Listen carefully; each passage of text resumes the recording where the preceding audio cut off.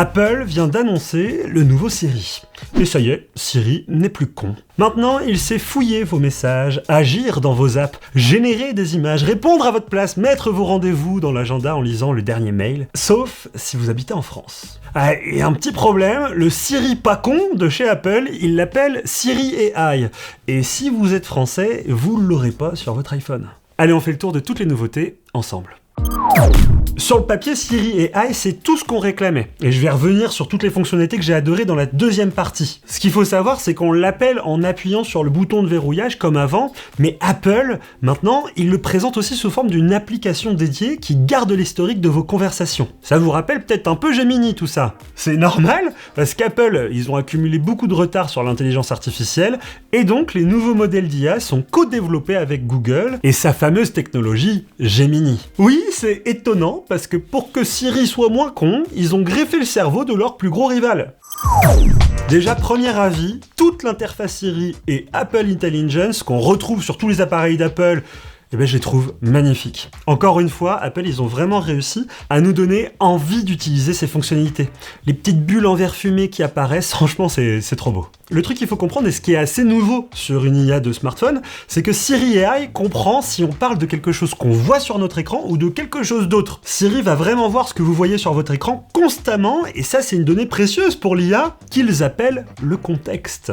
Et l'autre grande force, c'est que tout ça, c'est dispo sur tous les appareils d'Apple. Si vous voulez parler à Siri sur votre Mac, vous cliquez droit sur une photo et dans le menu contextuel, vous pourrez questionner Siri, accomplir une tâche à partir du fichier que vous êtes en train de voir. Et vous retrouverez tout ça sur votre iPhone et même sur votre Apple Watch ou votre Vision Pro si vous êtes très riche. D'ailleurs, magnifique, cette petite boule virtuelle de Siri qui flotte dans l'espace du Vision Pro, on a l'impression que c'est la boule de la voyante, vous savez. Bref, ce qui m'a vraiment étonné avec ce nouveau Siri, c'est qu'il a accès à tout votre appareil constamment. Et avec ça, il est capable de retrouver n'importe quelle donnée quand vous en avez vraiment besoin. Par exemple, pendant un appel avec une compagnie aérienne, Siri va vous sortir les infos de vos mails et vous afficher vos données de vol concernées en direct pendant l'appel. Autre nouveauté intéressante, Siri change de voix. Maintenant, il y a plusieurs voix disponibles et surtout des choix de personnalisation avec plus ou moins d'expressivité. Je trouve ça cool. Après ça, il y a des petites fonctionnalités qui m'ont marqué. Par exemple, avec l'app photo, on recadre une image après la prise. Et ça se fait en 3D. Comme si on déplaçait la caméra dans l'espace. C'est très impressionnant. Mais en vrai, c'est étonnant de la part d'Apple d'aller faire ça. On va carrément dans la photo qui n'existait pas et qui a été reconstituée totalement. Et je me dis que si même Apple s'autorise à faire ça, mais jusqu'où vont aller les autres ? Autre truc que j'ai adoré, Safari, qui va ranger tous vos onglets, vous savez, on en a toujours 99 d'ouverts, mais là, il va les regrouper par thème. Trop pratique. L'application mot de passe aussi, qui remplacera vos mots de passe faibles à votre place, parce que oui, on a toujours la flemme de le faire. Et la nouvelle application Image Playground qui génère enfin des photos photoréalistes et même on peut s'amuser avec des photos qu'on a déjà dans notre galerie. Un bon point d'ailleurs pour le noter, toute image retouchée par l'IA sur vos iPhones embarquera un filigrane invisible qu'ils appellent Saint ID. C'est un filigrane plutôt universel, tout le monde s'est mis d'accord pour l'utiliser. C'est Google qui est derrière ça. Évidemment Google, ils ont compris qu'ils avaient un marché à prendre, ils y sont. Autre truc passionnant, l'application raccourci qui devient enfin facile d'utilisation, une requête et le raccourci secret. J'ai envie de faire ça quand je fais ça. Hop, direct, il fait le truc comme il faudrait, parce que sinon, fallait un bac+5 en ingénierie pour comprendre le si j'allume la lampe là, alors ça fait ça, ça éteint le mode avion. C'était franchement pas évident et un peu usine à gaz. Maintenant, c'est facile d'utilisation. Merci Apple. Mais attention, soyons clairs, cette IA s'arrête net aux frontières du jardin d'Apple. Parce que rien de tout ça fonctionne avec Windows ou Android.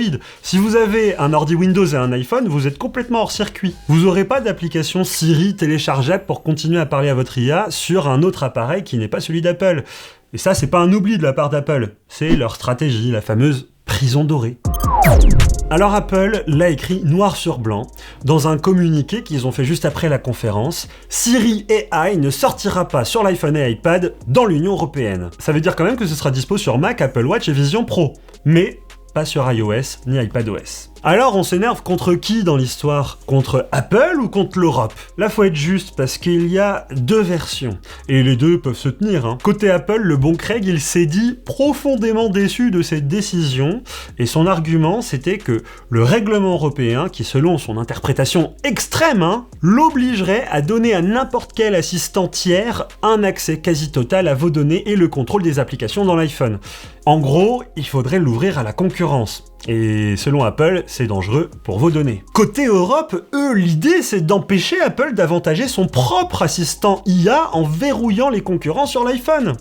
Bref, d'un côté ça se défend avec la sécurité, et de l'autre ça se défend avec le droit à la concurrence. Et c'est deux logiques qui peuvent se défendre. Le problème, c'est qu'entre les deux, c'est nous qui trinquons. Et ça, pour moi, c'est un vrai message politique de la part d'Apple, et je peux vous dire que ça me saoule. Parce que jusque-là, tous les autres services d'IA de toutes les GAFAM, ils ont pu débarquer en Europe sans problème, sur Android et même sur iPhone, hein, on a Gemini. Pas en natif, mais via l'application. Mais quand on regarde ce qui se fait chez Samsung, clairement tout est intégré et ça a pas l'air de poser de soucis à l'Europe. Donc j'ai du mal à croire 100% Apple sur le fait qu'ils seraient vraiment bloqués par l'Union Européenne. Je pense qu'ils ont d'autres intérêts qu'ils veulent aller chercher, et d'ailleurs on avait fait des vidéos assez complètes à ce sujet-là, et on vous met les liens dans la description. Bref, ce qu'il faut retenir, c'est que tout ça, c'est de la politique, mais au milieu, c'est nous qui trinquons.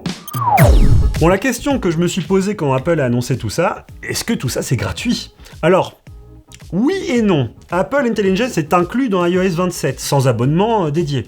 Il n'y a pas de Siri Plus à 20 balles par mois, comme on peut le voir chez les autres. Sauf que, moi je me dis, les fonctionnalités un peu lourdes, la génération d'images, la reconnaissance sur les images de caméras de surveillance directement intégrées dans l'application Home, eh ben je me dis que tout ça, ils vont bien nous le faire payer à un endroit, et peut-être que ce sera au travers d'un abonnement iCloud+. Donc on n'a pas vraiment d'informations là-dessus, ils n'ont pas complètement dit que ce serait gratuit, ils n'ont pas complètement dit que ce sera payant, mais je suppose quand même que toute cette IA disponible sur votre smartphone, ça va demander de l'énergie à Apple, ça va demander du serveur, ça va demander de la mise en place, et que ça sera payant. Bref, j'ai hâte de savoir ce que vous en pensez dans les commentaires. Dans tous les cas, on n'est pas prêt de le tester ici en Europe, faudra faire un petit voyage aux États-Unis pour pouvoir l'essayer sur les appareils américains. Donc au final, je me dis que si Apple fait du Apple comme ils ont fait sur l'intelligence artificielle depuis le début, on n'est peut-être pas prêt d'en voir la couleur dans le grand public. Donc bon, au moins les annonces sont faites. Encore une fois, j'attends votre avis. N'hésitez pas à nous suivre sur les réseaux sociaux pour avoir plus d'infos. Moi je vous dis vive Apple, vive l'IA et vive Gemini parce que c'est eux qui sont derrière tout ça. Ciao!